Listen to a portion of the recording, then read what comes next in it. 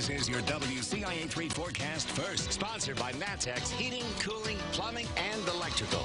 Mother Nature playing the April Fool's joke on us of bringing those winter temperatures back today. Highs only got into the 40s out there at least. We had lots of sunshine on the board. Right now here at the 5 o'clock hour, temperature is 43 in Champaign, also 43 in Taylorville. Springfield checking in at 44. As we move through, there's a clear sky tonight, no clouds, no rain. And so what we'll expect is under that clear sky, then tonight, temperatures are heading down into the low 20s, maybe even upper teens in a few spots. That's not an April Fool's joke. The good news, though, warmer weather is on the way. We'll talk about that and more as WCIA 3 News at 5 starts right now. You're watching your local news leader. This is WCIA 3 News at 5. This is obviously an unexpected loss. And that loss is impacting hundreds of people across the state. Good evening, I'm Paul Cicchini. Jennifer's off tonight. State Trooper Todd Hannikin was laid to rest today.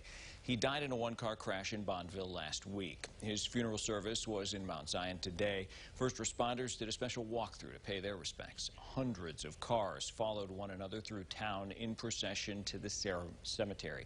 There were troopers from across the state and beyond, including Missouri, along with officers from as far as Chicago Heights. People in town lined the sidewalks to show their support.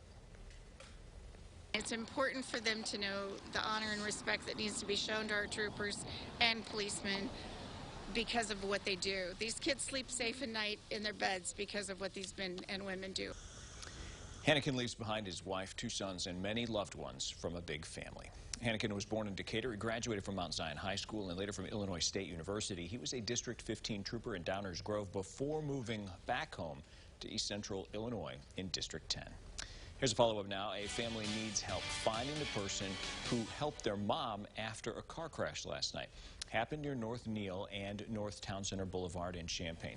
3 vehicles crashed. One landed upside down. The driver of that car was taken to the hospital where doctors were able to save her arm.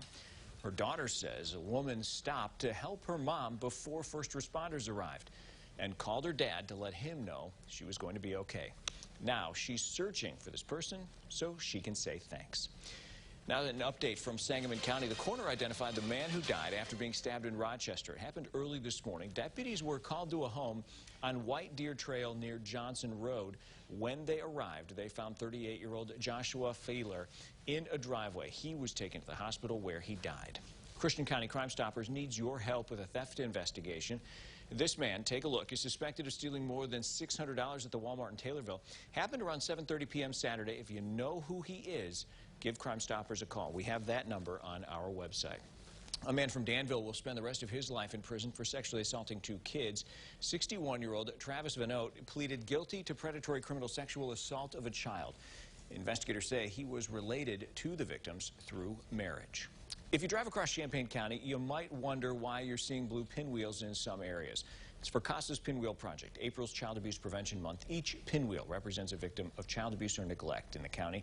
You can donate online to sponsor a pinwheel. All proceeds go to child abuse prevention. We have a link on our website. Here's a look at today's COVID numbers. 7-day positivity rate up again to 4%. States reporting 3,500 plus new cases is the first time over 3,500 since back on February 5th. There are 25 additional deaths. ICU bed usage is in Region 3 is among the highest in the state. That is the area in red on your screen. It's at 80%. In Region 6, the area in yellow, it's at 57%.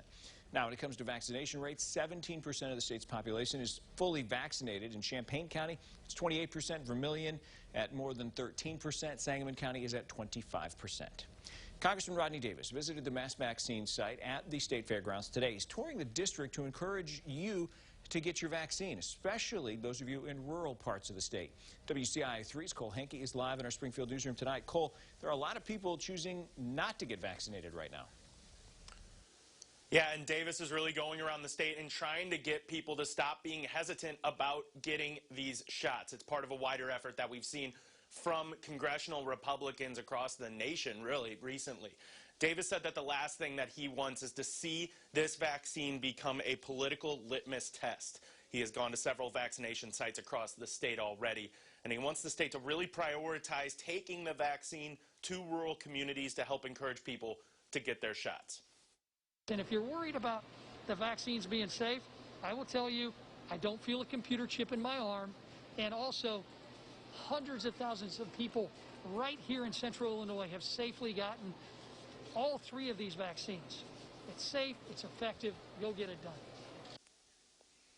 Now, between all the public health departments, the hospitals, and the vaccination site on the fairgrounds, there are about 3,000 people per day getting the vaccine in Sangamon County alone. And that mass vaccination site out on the state fairgrounds is open to anybody in the state.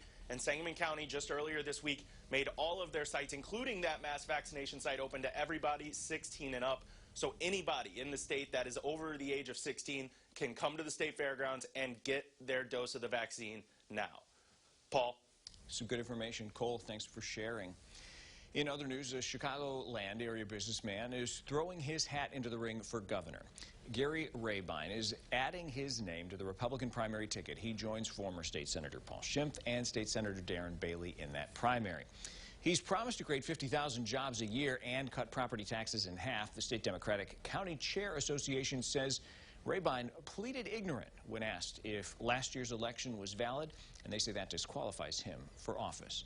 Now, to make it to work on time, you may need to leave earlier than usual. Construction starts this week on 2 bridges over I-74 in Champaign. One is over the Canadian Railroad, the other over Market Street. Now, this is part of Governor Pritzker's Rebuild Illinois program. The I-74 East on-ramp at Neal is closed until Thanksgiving. Drivers are being rerouted to the Prospect Avenue ramp.